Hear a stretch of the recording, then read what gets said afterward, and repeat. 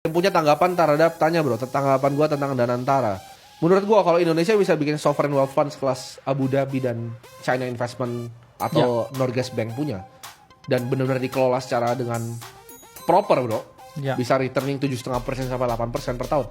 Wah, it's gonna be very big for Indonesia menurut gue. Ini akan jadi suatu terobosan karena ini dulu yang dicetuskan sebenarnya sama Profesor Sumitro bro. Yes. Sebenarnya yang pertama mencetuskan ide ini ya. Jadi Indonesia tuh harus memang punya, ini juga ide gue sebenarnya dulu.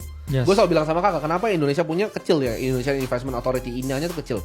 Jadi menurut gue kalau dikonsolidasi jadi sebuah, nah itu bisa dilihatin bro, itu punya Norges Bank nah, ya kan. Ini setiap detik ini ya berubah update ya nilainya. Iya. Jadi ini saran kita ya teman-teman, kalau misal Danantara dibuka kayak Norges Bank nih, diupdate 13 kali per detik ya. Ini Norges Bank punya, dalam NOK itu mata uangnya mereka.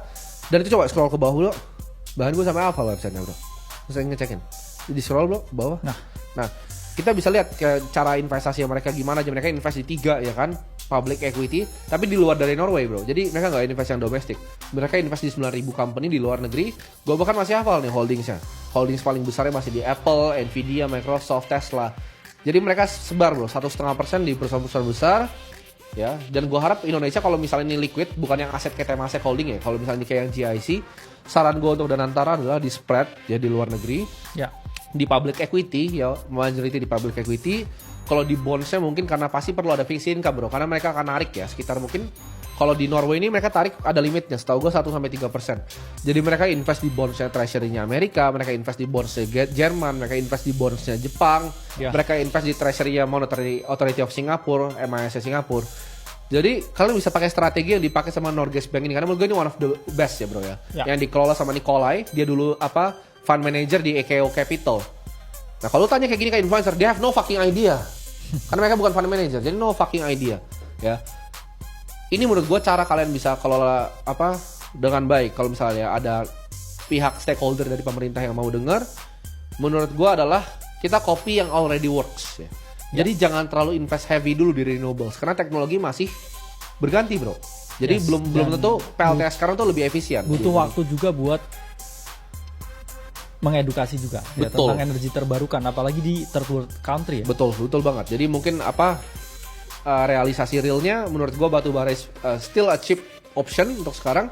Renewable mungkin nanti transisi 5 tahun lagi, tapi ya 0,1% dari fund aja. Jadi jangan besar-besar di renewable menurut gue. Opini pribadi. Gimana, berapa lu aja yang kelola? Waduh. Kalau gue yang kelola jangan deh. Kan gue bilang gak suka kelola uang orang. Apalagi uang negara.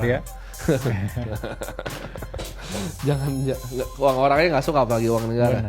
Buat orang lain yang lebih kompeten aja bro yang kelola. Tapi saran gue gitu, sebar di company public equity luar, cari dari US, China, sebar di India, Jerman juga, SAP dan lain-lain yang besar. 70% di public equity, 20% cari tadi di 4 bonds di 4 negara besar. Dan ya mungkin ada sedikit gold investment, ada real estate juga. Cari yang di stretch asset investment. Dan kalau mau ada credit financing yang unik, cari yang alternatif investment yang seperti dilakukan Apollo Management. Itu canggih sekali, dia cari private creditnya. Itu bisa dicontek juga, mungkin ya sekitar 5-6%. Dan ya sisanya alternatif investment boleh, yang tadi di renewable energy juga boleh. Tapi mostly menurut gue stick di public equity investment, tapi yang di luar. Nah ini buat saran buat Danantara bro. Kalau mau dibikinin portfolionya boleh.